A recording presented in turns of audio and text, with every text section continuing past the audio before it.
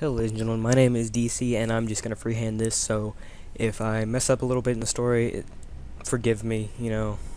And this is also gonna be the first edited, well, all of them are edited, but this is gonna be the first edited video, on my PC at least, that goes up on my channel, so it's great. But this is gonna be a story. I really don't know what I'm gonna call it at this point. I think I didn't really almost die. I might just call it almost dying because I mean, at the time I thought I was gonna die. I was really scared.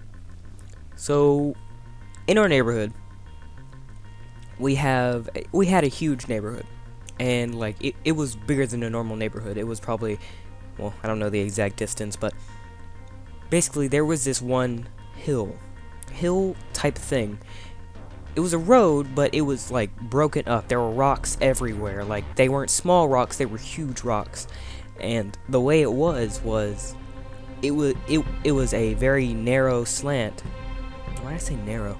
A very lenient slant, and then it would go really far up. It'd be a steep hill up. And then there would be a little cul-de-sac, and basically we used to ride our bikes up there, and it'd be kind of like a roller coaster because none of us actually got hurt, surprisingly, but all those rocks being on the steep hill and us going down like that really fast. Imagine like a straight drop and then like tilt it like, I don't know, like 20 degrees, and then bam, that's basically how steep it was. It was quite terrifying, actually. But we're not talking about that side of the hill. We're talking about the more lenient side of the hill. Basically, what I was on was a very smooth surface, like the street before the hill. The street before the hill was a very smooth surface, so it made it really easy for skateboarding and stuff like that. And back then I was into skateboarding, but I wasn't into like skateboard. I was into something called a ripstick. If you don't know what a ripstick is, I would 100% recommend you Google that so that you know what I'm talking about here.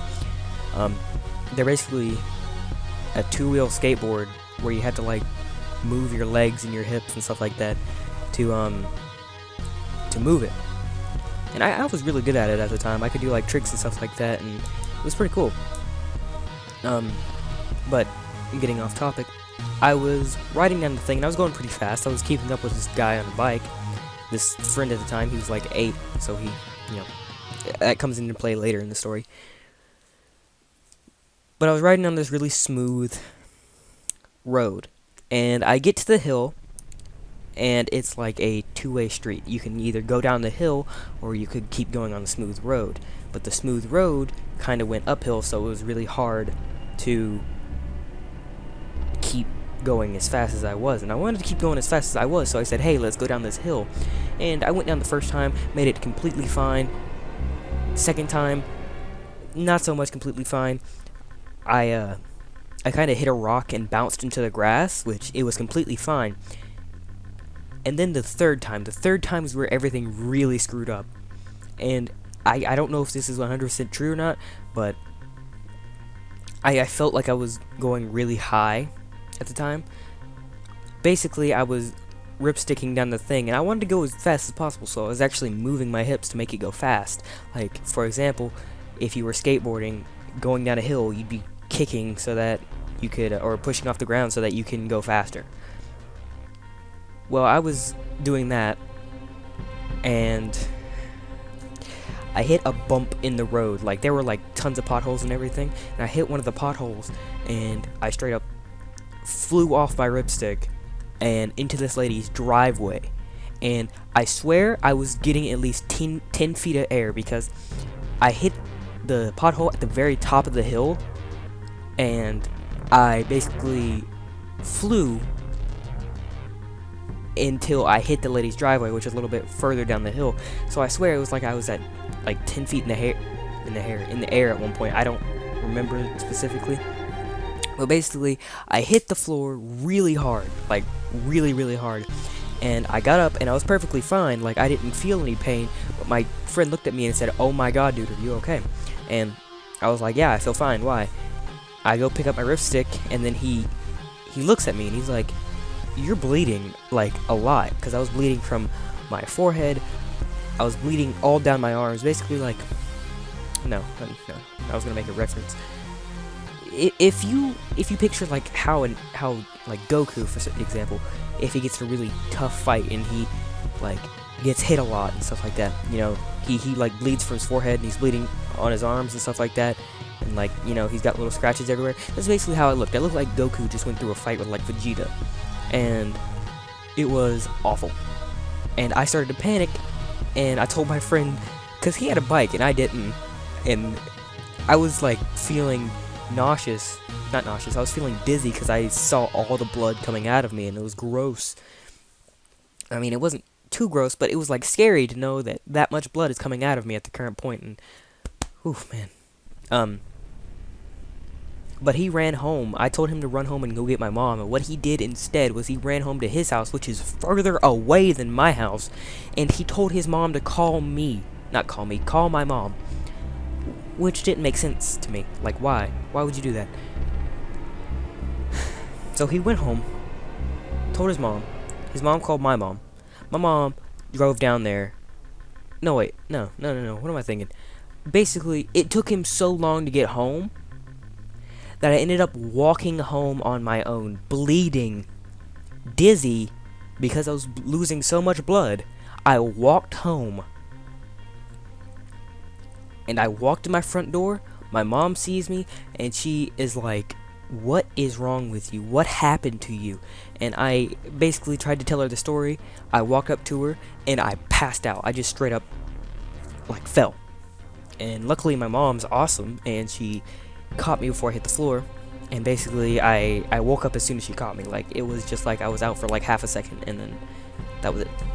But it's pretty cool that I somehow managed to be bleeding that much and walk, which my house was like at least 4 miles away from this place. It was really far, as I said before. My neighborhood's really big, or it was really big, and it was at least 4 miles away from my house where I hit the ground and fell. And it still amazes me to this day how somehow I managed to walk home without passing out, and then as soon as I got in the house, I pass out. It was amazing. But I'm getting really off topic. Basically, she picked me up because I didn't want to walk, or no, I couldn't walk really. And she put me on the couch, put some peroxide and stuff like that. They basically patched me up, put some gauze on it. I looked like I just went through like war or something like that, and I got shot, and I had to have the gauze on my arms and stuff like that. And 5 minutes later, after I get home, my friend busts in the door and says, "Damien needs your help. He's hurt down the street." And what doesn't make sense to me is he said he went home to get his mom to call my mom, but he then busts in my door and says Damien needs help. So I was confused after he told me that.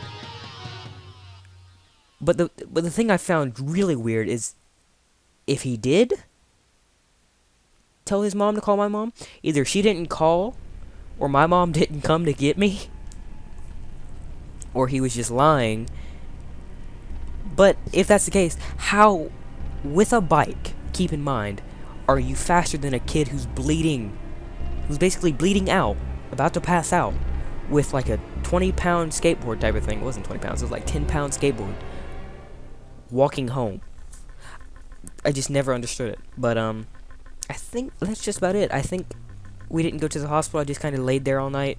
I didn't go to school the next day because I was like literally like I felt like I was gonna die that day. My body was in entire pain. Like at the current point, my adrenaline was running so fast as soon as I saw the blood that I didn't feel anything. And I guess that's kind of what happened. The adrenaline ran out as soon as I got home. But yeah, I ended up going to the hospital later. The next day, I went to the hospital, and they said I was fine. I don't think they did anything to me. I don't honestly remember past that point.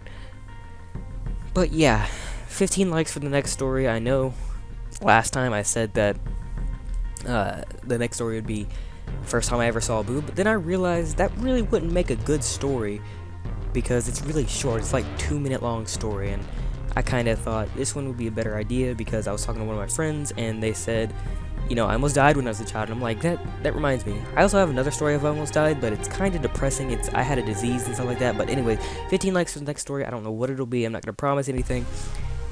But if you have any suggestions of what I just said, would you like to see the boob story or the disease story?